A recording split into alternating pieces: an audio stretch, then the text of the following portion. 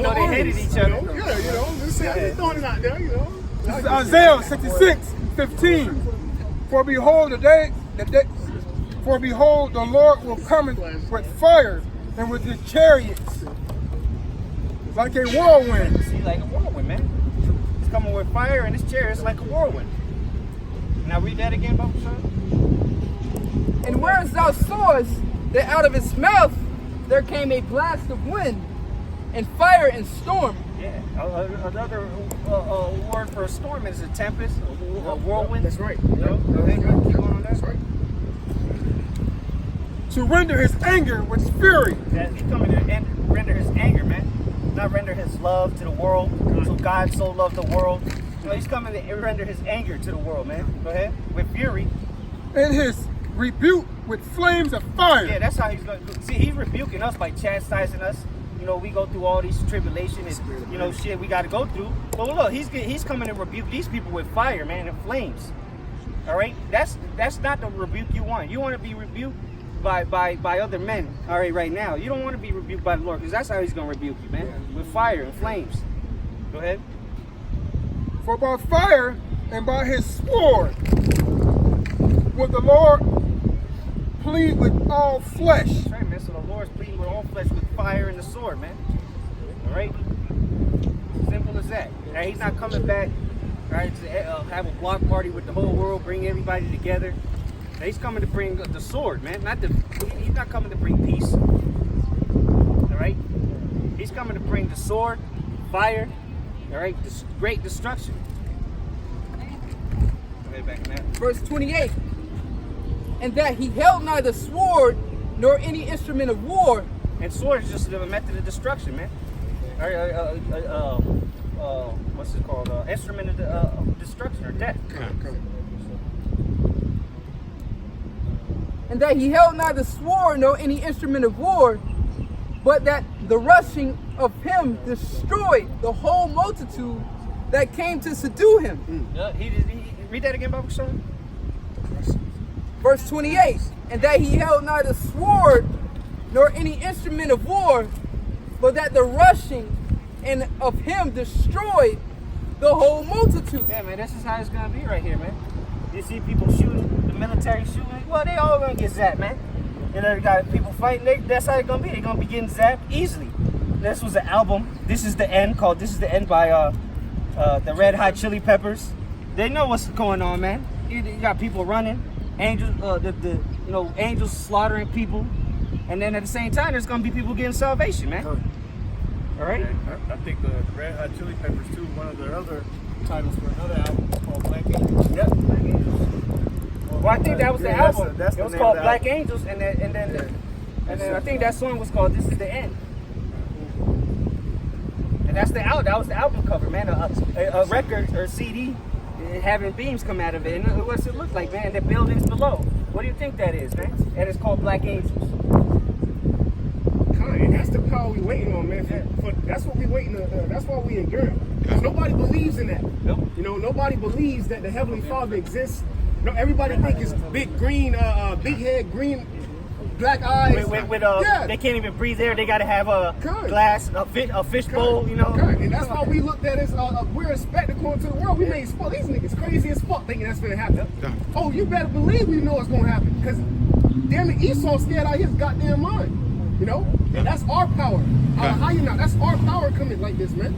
That's beautiful, man. And that same multitude that the brothers reading about in the book of 2nd Ezra there, man, is that same multitude that's going to be in the valley of Jehoshaphat. Right? That's going to be the battle, the valley of decision, man. All right, Yahweh's Shabbat, Yahweh's judgment. Because people just think this is just words, they read it like it's a fairy tale. There's no life behind it. When they read it, but these things that are coming to pass, like it says in 1 Corinthians, the 4th chapter, for the kingdom of the Most High cometh not in word but in power. So all these things given are metaphors. Saying he cometh with clouds, saying tempests and winds and whirlwinds. These are just showing things that show his power, because these are earthly things that he describes that to show how strong he's coming. Exactly. But that makes them hypocrites, because the same people who believe what we're saying are the same people who read something out of the Bible, believe it. What else say, read some fancy true novel, and then there will be more amused with that than what we're telling you what's to come. Yeah, Twilight. Kind of like Twilight and stuff like that, because or Harry Potter, because we're actually telling you events that are happening right now that was written before time in the Bible, but you look at it as if, oh, a man produced this book. But come on, you mean to tell me that they didn't have scrolls back then? They didn't write things and chisel things in on a tablet, a stone tablet? So you just making an excuse. You just don't want to accept your fate. Okay? Yeah, because like you said, they like to read these books, like to read fiction. Fiction is fiction, but guess what? They say the truth is stranger than fiction. Exactly. So even though they reading these nonsense hocus pocus books, we reading the book of life, and it sounds stranger than the books they read, man, which is complete bullshit. But the words of truth are stranger than fiction to those that aren't given the awoken, so to say, man. Yeah. Right? If the truth ain't given to you, you can't get it, right? It ain't gonna resonate with you. It's just gonna sound like Charlie Brown's teacher talking to you. Won't. That's all you hear, man. Yeah. Because we're talking about the power of all existence. Yeah. You know, when he talks about how he runs the sun, the moon, and the stars being so bright. They go their office and are obedient. That's in Baruch. You know, he says, "Fear ye me not." You know, he created the heavens, and people, you know, they just think they're words, you know, but these are just depictions, you know. But this thing is actually going to come to pass, you know. This power that we're reading and talking about, he's going to, like 2nd Ezra 9th chapter, is the end is manifest. It's getting ready to manifest himself, you know, because people don't believe in the word, so he got to show action. The Most High got to show what he's about. And that's why it's going to be so much greater this time, because it's been so long since the Most High showed his true power on this earth, man. So long. Right now, he just sent servants, his prophets out there, but nobody believes him. So when he really shows his power, then and the calamities come, they're gonna know that it's divine. It's a divine, you know, intervention, man. The word is just really for the elect. Yeah, Exactly. Those that believe. Exactly. You know, because scripture say by the foolishness of preaching. Why I said foolishness? Because it's foolish to speak of all this stuff. Because these people not going to believe, man. Right. And John 17 says that I have given them thy word. So like you said, that it's only for the word is only for the elect, man. And then the words that we speak, which are the words of the Most High, the 1/3 is gonna be saved through us, man. But everybody else, man, they can hear it all day, but it's just not for them, man. They cannot. It's like we're speaking Chinese to them. I got a quick one. Because you're talking about, you know, basically like these things been going on for so long or whatever, whatnot. But what the Most High is like the scriptures say, long suffering. All right. This is Isaiah 42. Matter of fact, I'm gonna start at verse 13. The point is in 14. I'm gonna read 13 through 15. It says, Yahweh shall go forth as a mighty man, and shall stir up jealousy like a man of war. He shall cry, yea, war. He shall prevail against his enemies. All right, talking about the day of judgment that we're in now. It says, I have long time holding my peace. I have been still. I refrain myself. Now will I cry like a travailing woman. I will devour at once. Talking about how the Most High, you know, was very patient. You know what I'm saying? Like the scriptures say, because judgment doesn't go out expediently. You know, these people, they keep waxing worse and worse and worse.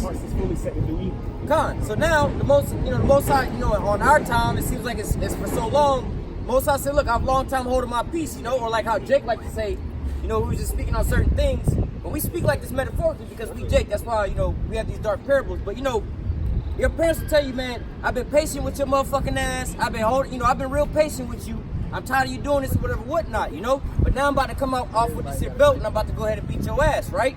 Same thing the Most High saying, like, look, I'm tired of Esau doing this and now. I've been a long time holding my peace. Okay. All right, but now it says Isaiah 42 and 14. I have long time holding my peace. I have been still and refrained myself. Now will I cry like a travailing woman and devour and will destroy and devour at once. Verse 15 it says, I will make waste mountains and hills and dry up all the herbs, and I will make the rivers and the islands and I will dry up the pools. Going right back into what the brothers is going into, man. When the Lord come back with those chariots, man, all right, to render this rebuke with the chariots and the flames and things like that, man. Hey, man, the Lord, he's coming back with all his vengeance, man. It's the time of the Lord's vengeance, man. All right? Fear the Lord, man. You know? Because that's why the Lord is going to do all these things, man. All right? Because it's all because the Lord wants to recompense his righteous ones, man. All right? For the things that were done unto us from these heathens. All right? And it says in Isaiah 45, you know, it says, "Barely thou art a part that hide thyself." You know how brother's saying the Most High hasn't judged his place in a long time. You know, And, people become prideful. And to back you up, King David said, "When thou awakest out of sleep, you know, when thou awakest as a one mighty, something like that, you know, roughly paraphrasing." Hey, and it says Dawud getting how the Most High is long suffering, you know, because his time is different than our time. You know how Asha's getting into. You know, the days in heaven is different than here on earth. You know, so the time that he hasn't visited his place has been literally a couple of days. You know, so just a quick precept to back the brother up on that. This is Sirach chapter 18 and verse 9. The number of a man's days at most are 100 years. This is 10. As a drop of water onto the sea, and a gravel stone in comparison of the sand. So are 1,000 years to the days of eternity, because we're talking about the Ancient of Days. You know, he is time itself. Without him, there is no time. You know, there is no existence. And that's why, you know, he says he's long suffering. But to him, it hasn't been that long. To us, it feel like forever. You know, it's been thousands of years, you know, but to him, it's been it's snap. It said 1,000 years as one day to eternity, man. God, and that backs up the that's bad, bro. Yeah, that backs up in the Old Testament. Or in the New Testament, it says, be now not ignorant, that one day to the Lord is 1,000 years, you know, so. That's why the Lord told us to be patient, man. God. You know, because he coming speedily. Yep. You know, and because his time is different. Yep. You know, this is that light affliction that we're going through, man. And that's why he gave us signs and seasons to judge, you know, because this time is different than measure the ours, time you know? diligently. So we look around and he gives us things, checkpoints pretty much. Back in 2nd Ezra 13, verse 28. And that he held not a sword nor any instrument of war, but that the rushing of him destroyed the whole multitude. That came to subdue him. This is the interpretation. See, so all these multitudes, man, they came and they tried to subdue the Lord because they knew that at the end of the day, that was the ultimate enemy of these nations, man. Yep, the saints shall take the kingdom, man. They know their kingdom is going to get ready. Yeah. Because see, that's what, again, going back to that damn devil that came up here earlier, that's what these devils really are hoping for, that we are wrong, man. These elites, all right, that know what's going on and they know the scriptures, man, that's what they have faith in, that we're wrong, man, and it doesn't happen. That's why they're trying to set up the space force, because they know that the scriptures talk about the Lord coming in chariots, man. And they're trying to think, well, if it is true, we're going to try to stop this thing, man, you know? And at the end of the day, again, going back to that multitude, man, they're all going to be gathered, all right, to fight against each other, but then they're going to turn and to fight the Lord, man. Do you have something to say, Art? No. Okay. God says, behold, the days come when the Most High will begin to deliver them that are upon the earth. And those that are going to be delivered is talking about the elect, man. All right? The 144,000 chosen elect members that are all men, all right, of the Lord, and the rest of the 1/3, man. All right? And if I may add, the scripture says, but since you have kept my word, I shall keep you from the hour of temptation. God. That's what it means by delivering, because we kept his word, which is his commandment. Okay? Word of thy patience. And you know, for that false doctrine being pushed out there by Nate, you ain't got to worry about that. Well, why did the Lord have to deliver people if it ain't no destruction or anything coming? You know, if you ain't got nothing to worry about, well, what need is there to be for deliverance? Yeah. Why would you need faith? Yeah. But all that's spoken of. Damn, boy. Fucking idiots, bro. Hey, that's like the second or third time we've seen this, bro. These people are. Hey, this is the spirit of America, man. These people just want to die, man. Yeah, the land of confusion, exactly. Beautiful, man. People driving on railroad tracks out here, man. Yeah. Idiots, man. But read that again, bro. Shout out. Verse 29. Behold, the days come when the Most High will begin to deliver them that are upon the earth. Go ahead. And he shall come to the astonishment of them that dwell on the earth. Hey, a lot of you people are going to be astonished. Yeah. Well, Wisdom of Solomon chapter 5. You know? Y'all people are going to be standing around looking up. Like a brother, I was watching a video today. I forget who it was. All right. The scripture says, there shall be 2 people in the field, and one shall be taken up. Oh, the brothers in London. God, that's Yeah, right. yeah. The brothers in London. That's That right. was a beautiful clip. Yep. And then, what do you think the state of the one that was left behind? What is he going to be standing there looking like, man? Looking up in the sky like, oh shit. Yeah. I'm dead. Hey, and that's what the brother said. Revelation's 21st chapter. It says all of them to have their portion in the lake was burned with fire. You know, the whoremongers, the murderers, the sorcerers. Those are all people that are going to be left here, you know, for this destruction. Because they're going to be in that part of these nuclear destruction. Yep. Yeah, man. And hey, and there's no escape for you idiots out there, man. All right, there ain't no amount of head banging on a rock or a wall that you can do. Okay. Nothing's gonna. If you meant to die, man, the Most High is gonna bring you imminent death, man. Yep. Eventually, man. All right. And then it's not gonna be the time to be like, oh, I messed up. You know, forgive me.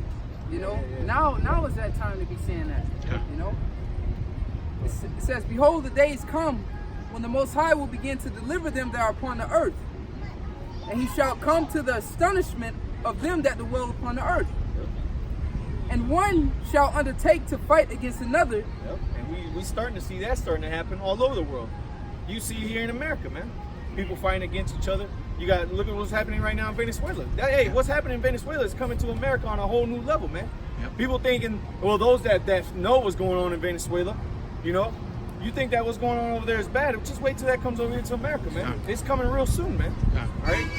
Hey, Kanakla, he did a video about the love of many shall wax cold because of tribulation. You know, Yep, everybody's all 24. happy-go-lucky when everything's going good, but what are you gonna do when your adversity comes? You know, when you're under pressure. You know, the most sane man, what Joker said. You know, they start hitting each other. You know, There shall be sedition of men. Going to 2 Ezra chapter 15. Because of what?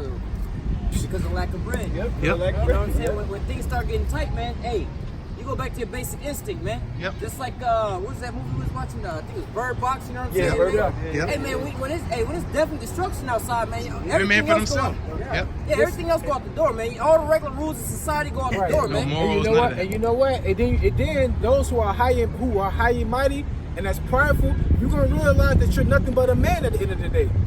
That you still need food, you still need water, all right? That you still need some clothing, shelter, heat. You know, you still need the necessities that your weak body needs in order for you to survive.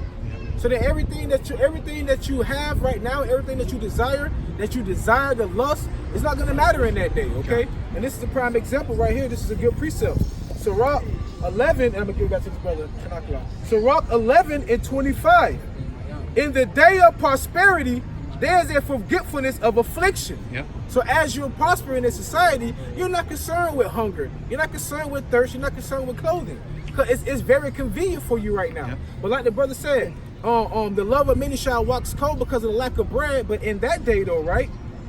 Continuing on in that verse, there's no remembrance. That's like in the day of affliction, there's no remembrance of prosperity. So now when your affliction comes, when your stomach starts to eat itself alive, when you start to walk around and your mouth is chapped, and you women, when you haven't taken a shower in weeks, all right?